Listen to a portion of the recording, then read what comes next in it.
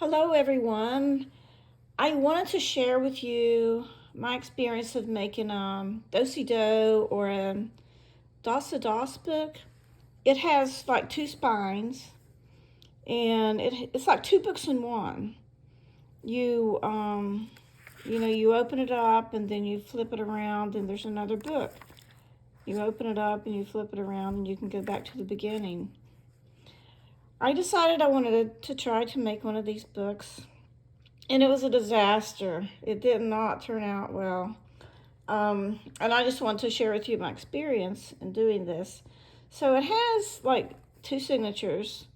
And I've seen people online do it with just, it has two books in it.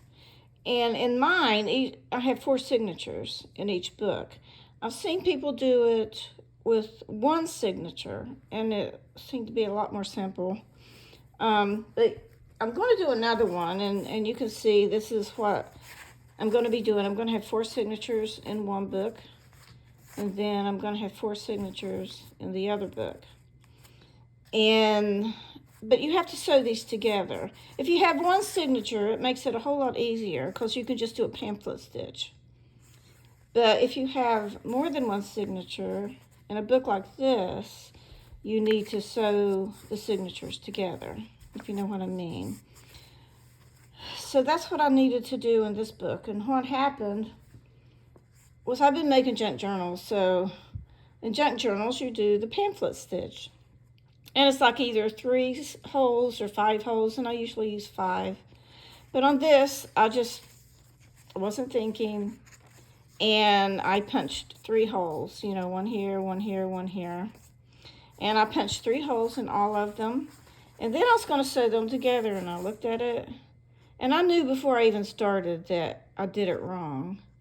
But I kept looking at it and thinking, now how am I going to sew it together? And in my mind, I kept doing it over and over, and it wasn't working out. And so I knew before I started that it was wrong. But did I let that stop me? No. I thought I can make it work, because in junk journals, that's what we do, right? We make it work. So I tried to sew them together, and it was a disaster. They were loose, and it didn't work. For something like this, you have to do an even number of stitches, because you do like a kettle stitch. When you're putting them together, there'll be like a stitch, stitch, stitch, stitch, and then you start on one side and you sew it, and then you attach the next one and you sew over. You attach those together. You attach the next one, sew over, like that, and they're like sewn together like this. You can't do that with an odd number of holes. And so what I ended up having to do once I got it done is rip it apart and punch an extra hole. So you have to have 4 holes. And so I can show you what I ended up doing. So if you can see, this stitch is a whole lot longer than this stitch, because this was my 3 holes, one here, one here, one here. So I had to add another hole.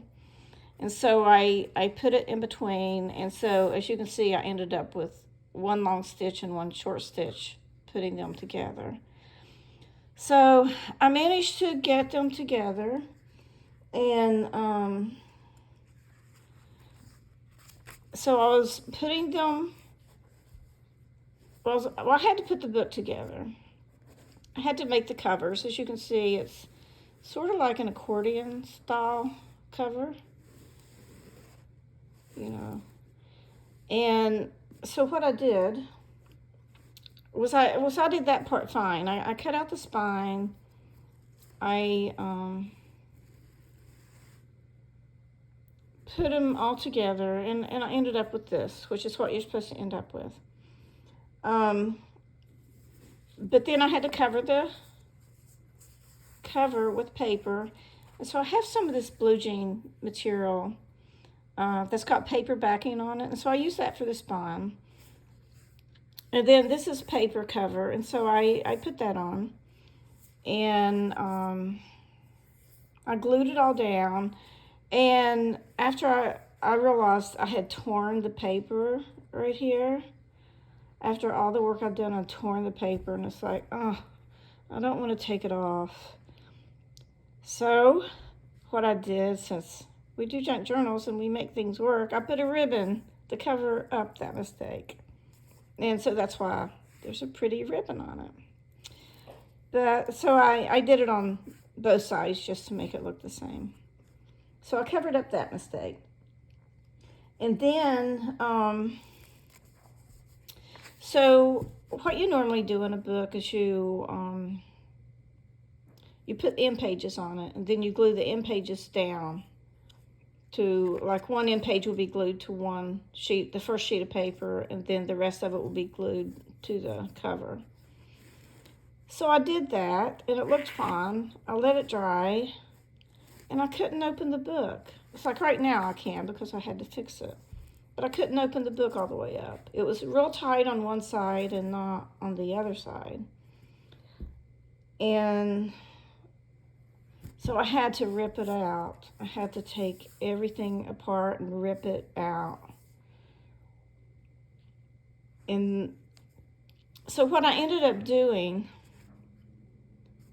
to make it work is when you put these together, you put like it's a piece of mull. They call it mull, mull, that's attached to these.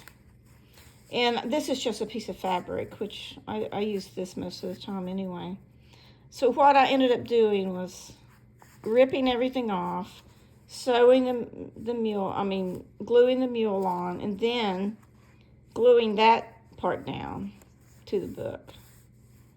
And then putting the end page on, and that worked pretty good. So that's probably what I'll do with the next one instead of what I had done. It's like everything I did was going wrong. And then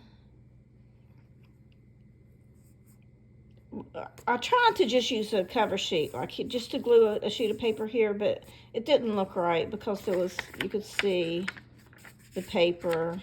There was a gap here. And so I ended up doing it like this with the paper that goes all the way across. And that worked out. But I really like the book. It's a neat little book. This will not be on sale. This was a prototype for me to figure out how to make one of these books. But I'm going to try it again and see if I can do a better job. But it's really neat. If you haven't done one of these, you might try to make one. And this is just, this is some sketch paper that I cut in to make into signatures. So now that I have a better idea of how to do this, I'm going to try to make it again. And this time I'm going to take all the lessons that I learned and try to do it right. And when I get that done, I'll show you my new one. And I've already got the paper cut out. This is the paper I'm going to be using. It's going to be this colored paper. And it's going to have a lot of pages, actually. But I'll let you know how that goes. But I thought I would just share my experience with making a do-si-do book and let you know the problems I encountered. And maybe if you make one, you won't make the same mistakes that I did. So that's all I have for you today. I hope you enjoyed listening to my mistakes, and hopefully you learned something, and you'll know not to do the things that I did. And that's it. Talk to you later.